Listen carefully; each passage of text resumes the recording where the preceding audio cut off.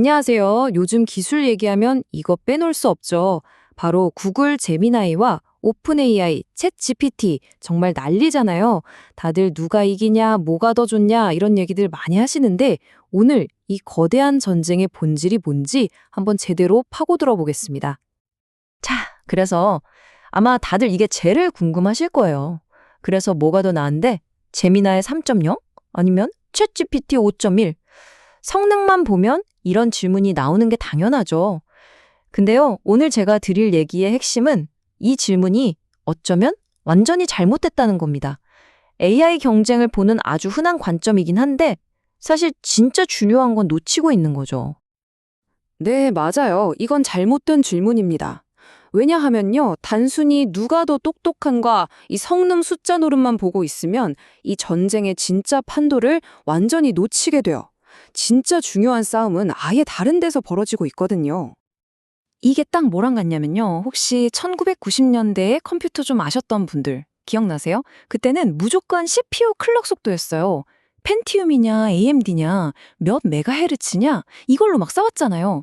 지금 우리가 제미나이랑 챗GPT 성능 비교하는 게 딱 그거랑 똑같은 거예요. 근데 지금 컴퓨터 살 때 클럭 속도 그렇게까지 따지는 사람 거의 없죠? 어느 순간부터는 사실상 다 좋아져서 별 의미가 없어진 거예요. AI 모델 성능도 똑같습니다. 점점 상향 평준화되면서 성능 그 자체는 뭐랄까 그냥 기본 사양이 되어가고 있는 거죠. 그럼 진짜 싸움은 뭐냐? 바로 이겁니다. 생태계. 이 AI 전쟁의 최종 승자는요. 단순히 제일 똑똑한 AI를 만든 회사가 아닐 겁니다. 아니, 절대 아닐 거예요.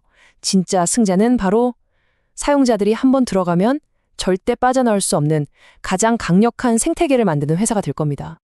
자, 그럼 이 생태계 전쟁의 첫 번째 선수, 구글부터 한번 볼까요? 구글은, 한마디로 기존에 가지고 있던 압도적인 힘을 전부 동원해서 총공세를 퍼붓고 있습니다. 저는 이걸 항공모함 전략이라고 부르는데요. 딱 맞아요. 생각해보세요. 제미나이라는 최신의 전투기를 만들었어요. 근데 이게 그냥 전투기 한 대가 아닌 거죠. 구글은 이미 수십억 명이 타고 있는 거대한 항공모함, 그러니까 구글 검색, 안드로이드, 유튜브, 지메일 이런 것들을 가지고 있잖아요. 바로 그 위에서 이 제미나이 전투기를 띄우는 겁니다. 이건 뭐 시작부터 스케일이 다른 거죠. 그래서 구글의 공격 루트는 크게 세 가지입니다. 첫째, 서비스. 우리가 맨날 쓰는 지메일, 구글 독스, 구글 포토 이런 데에 제미나이가 그냥 공기처럼 스며드는 거예요. 우리가 의식하지도 못하게요. 둘째, 디바이스. 이건 더 무섭죠.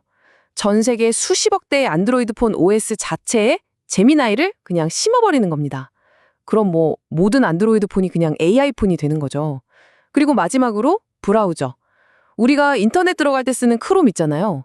그 안에서 제미나이가 보이지 않는 비서처럼 모든 걸 도와주게 만드는 전력입니다.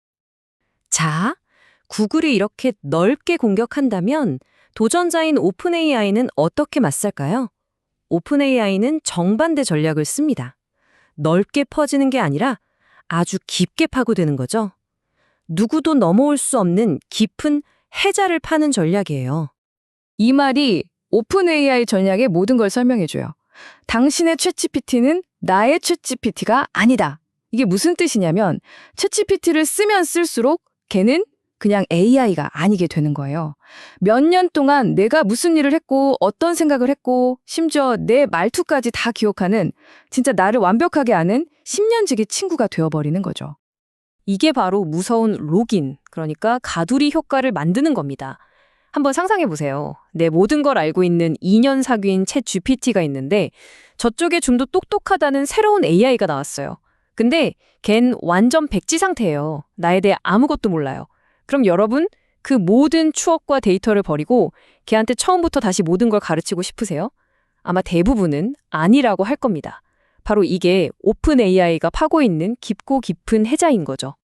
구글처럼 기존 생태계가 없으니까 오픈 AI는 아예 반대로 갑니다. 우리 앱 안으로 다 들어와 이거죠. 챗GPT를 그냥 대화 앱이 아니라 하나의 거대한 플랫폼으로 만들고 있어요. 예를 들면 챗GPT랑 대화하다가 바로 스포티파이 음악을 틀게 하고 우버를 부르고 모든 걸 챗GPT 앱 안에서 해결하게 만드는 겁니다. 세상을 자기 앱 안으로 빨아들이는 거죠.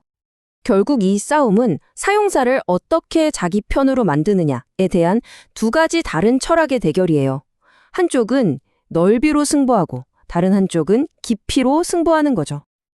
자, 이 표를 보시면 딱 정리가 됩니다. 구글은 모든 것에 스며들어서 우리가 AI를 쓰고 있다는 사실조차 잊게 만드는 보이지 않는 조수를 만들려고 해요. 반면에 오픈 AI는 모든 걸 챗GPT라는 앱 하나로 끌어들여서 우리 삶의 중심이 되려고 하죠. 어때요? 사용자 경험 자체가 완전히 다르겠죠. 그런데 이 싸움이 구글이랑 오픈 AI 둘만의 싸움일까요? 절대 아니죠. 이제 판은 훨씬 더 복잡해지고 있어요. 말 그대로 AI 춘추 전국 시대가 열린 겁니다. 모든 회사가 이 거인들처럼 세상 모든 걸 다 하는 AI를 만들 필요는 없어요. 예를 들어 엔스트로픽의 클로드나 일론 머스크의 그록 같은 모델들은 각자 자기만의 틈새 시장을 찾을 겁니다. 어떤 AI는 코딩을 기가 막히게 잘하고 어떤 건 과학 연구에 특화되고 이런 식으로요. 특히 기업을 상대로 하는 B2B 시장은 또 다른 거대한 전쟁터가 될 게 분명하고요. 이건 마치 아마존이랑 싸우는 쇼피파이 같은 그림이 될 거예요. 작은 가게들이 아마존에 다 먹히기 싫어서 쇼피파이라는 플랫폼을 중심으로 똘똘 뭉치잖아요. 똑같아요. 모든 회사가 구글이나 오픈 AI에 종속되길 원하지 않을 거거든요. 그럼 어떻게 하겠어요? 다른 AI 회사들이랑 손잡고 연합군을 만드는 거죠. 자, 그럼 이제 마지막으로 이 모든 싸움이 도대체 뭘 위한 건지 진짜 큰 그림을 한번 들여다보겠습니다. 이게 제일 중요해요. 역사를 보면요, 기술 세상은 대략 15년 주기로 완전히 뒤집혔어요. 1995년쯤에 인터넷, 즉 웹의 시대가 열렸죠. 그리고 한 15년 뒤인 2010년쯤엔 모바일의 시대가 왔고요.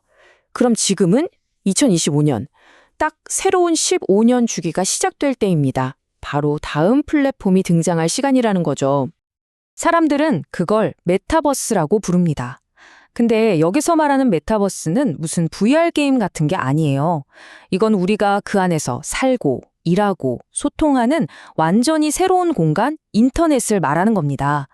그리고 이 새로운 세상의 기본 운영체제, 그러니까 윈도우나 안드로이드 같은 역할을 하는 게 바로 AI가 될 거라는 겁니다. 이게 이 전쟁의 진짜 목표예요. 우리의 삶을 바꾸는 것. AI는 이제 우리가 쓰는 도구가 아니라 우리가 숨쉬고 살아가는 환경이 될 겁니다. 스마트폰을 쓰는 게 아니라 스마트폰 세상 안에서 살았던 것처럼요. 결국 구글과 오픈 AI는 서로 다른 두 개의 세상을 만들고 있는 겁니다. 하나는 모든 것에 스며들어 보이지 않는 세상. 다른 하나는 모든 것을 끌어당기는 중심이 되는 세상. 그래서 우리가 처음 던졌던 어떤 AI가 더 나은가라는 질문은 이제 이렇게 바뀌어야 합니다. 자, 여러분은 앞으로 어떤 세상에서 살고 싶으신가요?